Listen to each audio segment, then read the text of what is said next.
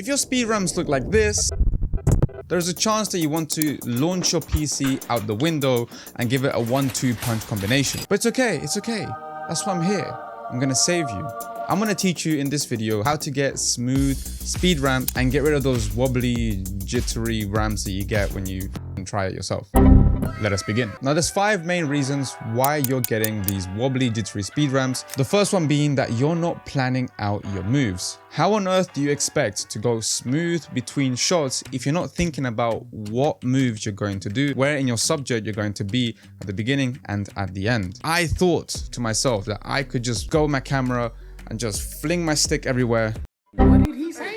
When you're filming, do you have to focus on the subject, but you have to focus on your feet moving, the framing of the camera, the movement with your hands. There's a lot to think about. And don't just listen to me. Caden Creative, who's an exceptional car creator, also said this. Whenever I do shoot these things, I usually like someone will want to be with me, and I've got friends out here that want to do video and do photography and stuff, and they're always like, oh, that was a good shot, and I'm like, oh, I'm not even recording yet, because I'll sit and like walk the shot like 2 or 3 times before I even hit record. And once you have your plan, you can get onto step 2, which is to have constant movement. I've reacted to so many different people's edits, and the one thing that I see a lot in these edits is that they start a movement and halfway through the movement they're changing the direction. It has to be a constant movement. Sure, you can combine 2 different types of movements together, you get the best shots like that. For example, going around a subject but also going towards it, but you have to do it at the same time constantly. You can't start, stop, move. That's gonna ruin your speed ramps. If you find that when you're filming you suddenly start changing direction, start again. Go back, take a few steps back and start again, because otherwise you're going to regret it when you get home. And if you want to fix it in post with stabilization, it makes it so much harder. And with these constant movements, the third most important thing that you need to master is having a focal point. Think about exactly what we're looking at in the car. I see so many of these edits, we don't know exactly what our eyes are supposed to focus on. The best shots in films are the ones where you exactly know what we are looking at. Is it going to be a headlight? Is it going to be a spoiler? What is it going to be? We need to make sure that we have a focal point. That way, when we're speed ramping to it and from it, we know exactly what is happening. Furthermore, when it comes to advanced techniques like locked on stabilization, or we're doing a speed ramp transition, it keeps our focal point looking somewhere and it gives that illusion of things being smoother. So after we filmed our footage and we have our focal point and it's consistent and we've planned our moves, the next thing that we have to do with our shots is stabilize them. I always stabilize my footage before I'm filming. Yes, I spent money on a gimbal. Yes, you spent money on an expensive camera that has IBIS.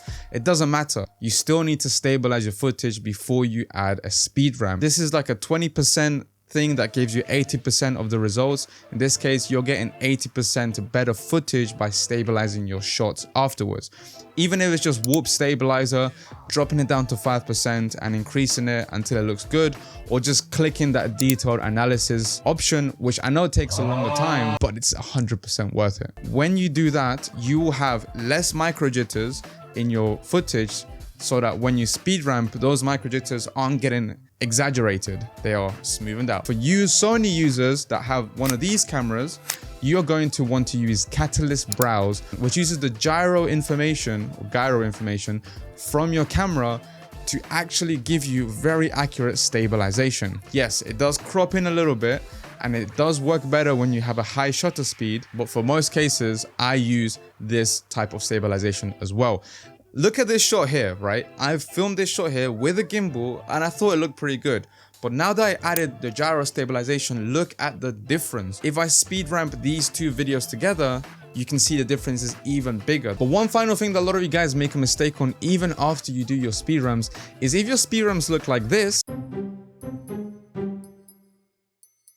you have way too long of a time frame where things are sped up. Speed ramping should be a ramp from fast to slow, not fast for a while and then slow. You'd rather have things going from fast to slow rather than fast for a long time and then slow. So if you're in Premiere, make sure that this part here is as small as possible. And also you want to make sure you add a handle for a ramp. And with After Effects, you want to have patterns that look like this in the value graph or like this on the speed graph.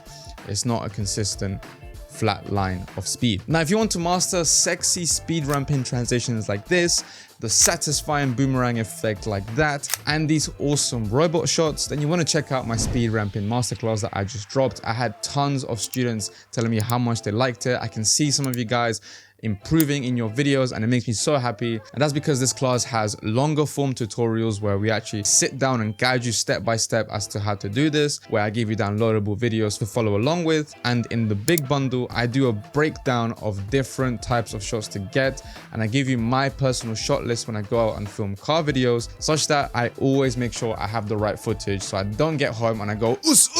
As the first 5 people to use this code get 20% off the course. You're not gonna get this discount anywhere else. With that being said, if you want to know how to make this really cool looking logo smoke effect, check out this video right here. And with that being said, I will see you in the next video.